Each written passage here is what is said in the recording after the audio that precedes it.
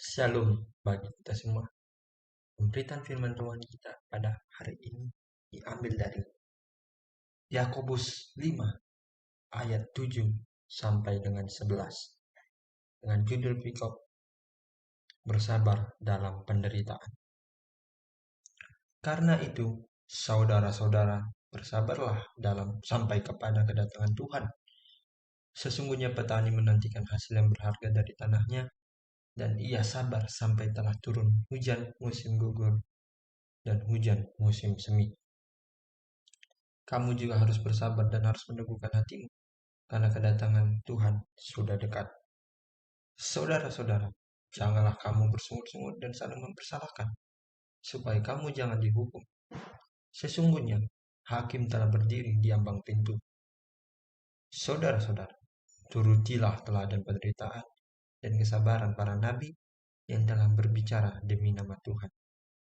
Sesungguhnya, kami menyebut mereka berbahagia, yaitu mereka yang telah bertekun. Kamu telah mendengar tentang ketekunan yang Ayub, dan kamu telah tahu apa yang pada akhirnya disediakan Tuhan baginya, karena Tuhan Maha Penyayang dan penuh kasih, belas kasihan.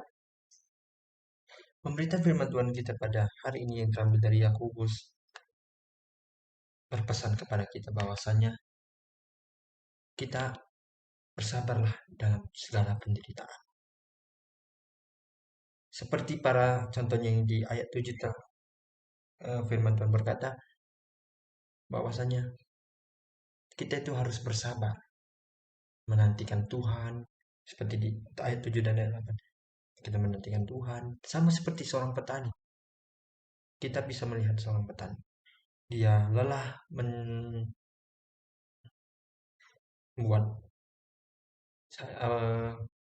dia capek-capek mencangkul, capek-capek menyiram sawah, dan lain sebagainya. Nah, kita bisa belajar dari seorang petani, dia itu selalu sabar gitu, akan hasil panennya.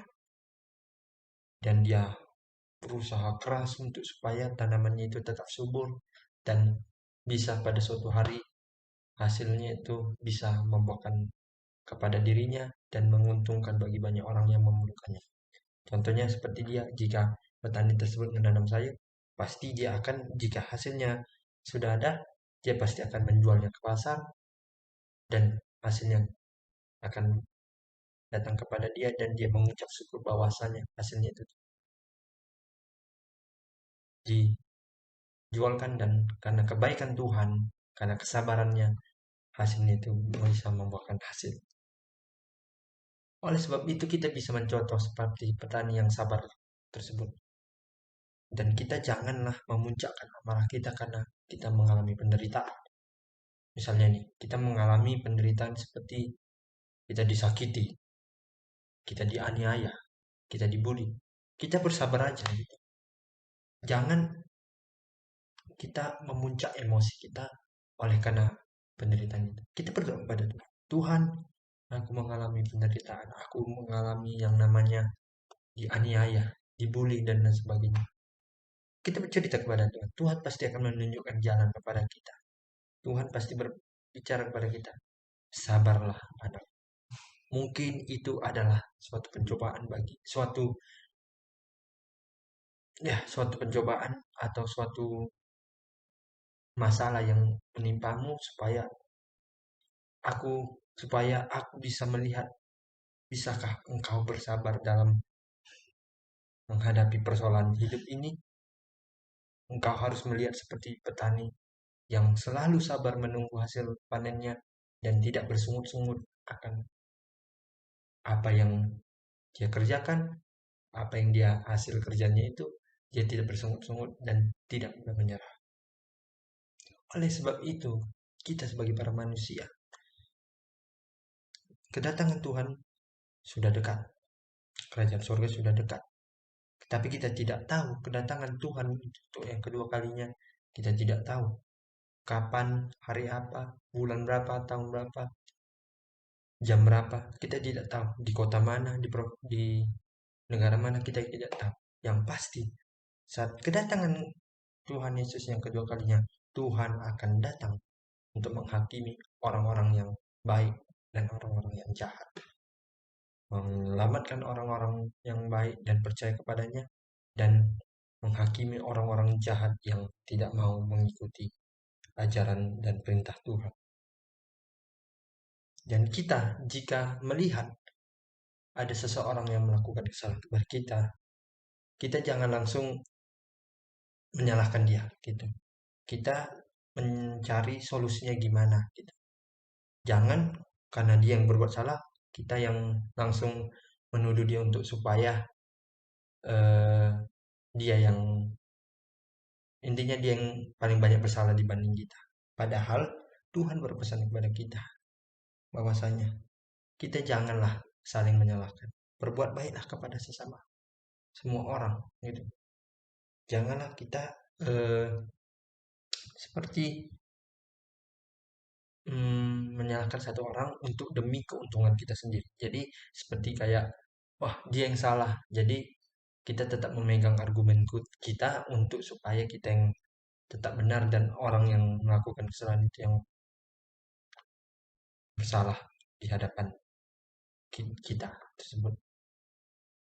Oleh sebab itu, nabi-nabi yang dikirim oleh Tuhan, murid-murid Tuhan, itu belajar banyak tentang Tuhan, belajar banyak tentang pemberitaan firman Tuhan. Oleh sebab itu kita mendengarkan apa yang diajarkan oleh Tuhan, apa yang diajarkan oleh murid-murid Yesus, itu kepada banyak orang. Kita dengar dan kita resapi. Apa yang diajarkan Tuhan, kita ikuti. Kita praktekkan dalam kehidupan kita. Jika Tuhan mengajarkan bahwasanya kita berbuat kasih kepada banyak orang, maka berbuat kasihlah kepada orang, dan terutamanya adalah Tuhan yang lebih dahulu. Yang karena lebih dahulu Tuhan lebih mengasihi kita dan Tuhan lebih dulu melayani kita. Oleh sebab itu kita mengasihi Tuhan dan mengasihi sesama. Contohnya. Oleh sebab itu kita patut berbahagia jika yang namanya datang penderitaan kepada kita, kita langsung jangan langsung menyerah. Jangan memuncak emosi kita. Tetapi kita bersabarlah dalam penderitaan yang kita alami. Contohnya seperti masa-masa akhir-akhir semester ini. Kita pasti diperhadapkan, khususnya anak kuliah, kita diperhadapkan dengan tugas-tugas akhir, tes akhir semester, dan lain sebagainya. Kita pasti memikirkan, wih, gimana nih tes bahasa Yunani nanti gimana nih, gitu. Tes bahasa hermeneutik itu nanti bahasa apa tuh, sejarah apa gitu, Israel Raya, Israel Selatan. Kita tidak usah memikirkan itu, gitu. Kita pokoknya intinya adalah kita tidak usah khawatir akan nanti permasalahan-permasalahan yang kita hadapi, penderitaan-penderitaan yang kita hadapi. Janganlah kita khawatir, karena ada Tuhan yang selalu bersama kita.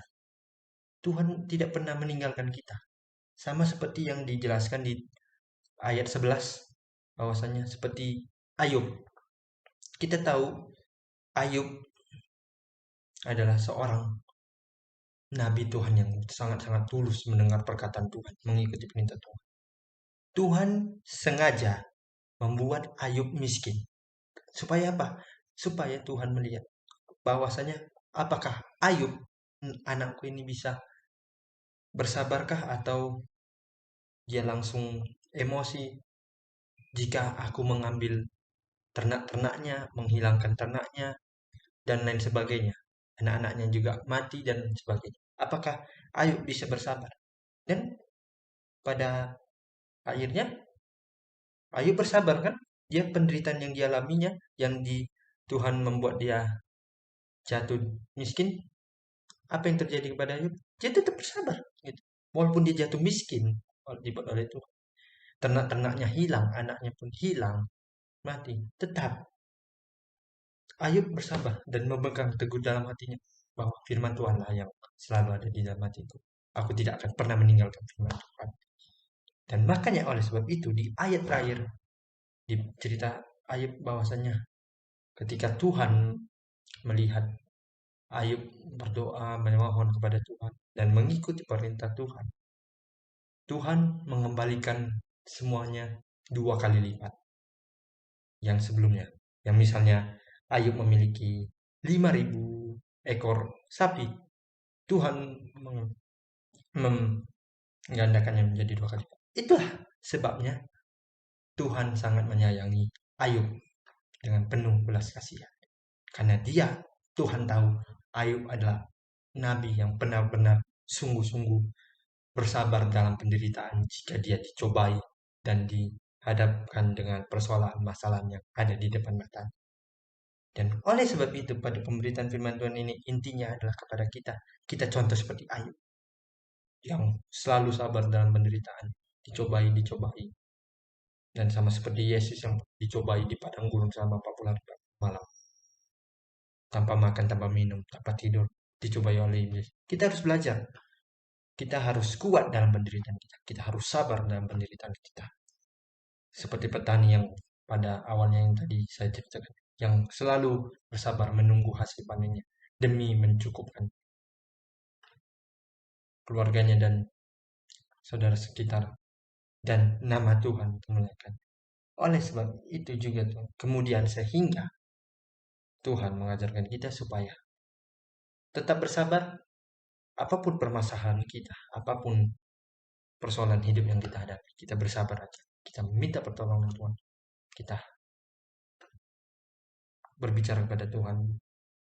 Akan pasti Tuhan menolong kita di waktu yang tepat dan kita pasti terlindungi oleh Tuhan dan Tuhan menjauhkan kita dari antara orang-orang jahat, mara bahaya dijauhkan, dan yang intinya adalah kita tetap terus meneguhkan di dalam diri kita, yaitu Tuhan Yesus, curahan Roh Kudus selalu datang pada kita jika kita benar-benar bersabar dan mau menerima curahan Roh Kudus dan kita sebarkan kasih pemberitaan Tuhan kepada banyak orang sehingga hidup kita bisa semakin diberkati oleh Tuhan dan kita dijauhkan dari namanya yang bahaya dan Tuhan senantiasa memberkati kita dan dimanapun kita berada tetap terus kita andalkan Tuhan, mau di kampus, mau di sekolah, mau di rumah, mau di kos dan tempat lainnya kita tetap terus mengandalkan Tuhan dan pada intinya jika kita diperhadapkan tadi seperti persoalan masalah kita cerita kepada Tuhan dan kita bersabar dalam penderitaan permasalahan yang kita hadapi. Amin. Tuhan Yesus memberkati kita semua dan tetap terus berbuat baik kepada banyak orang di dalam Tuhan. Amin. Shalom.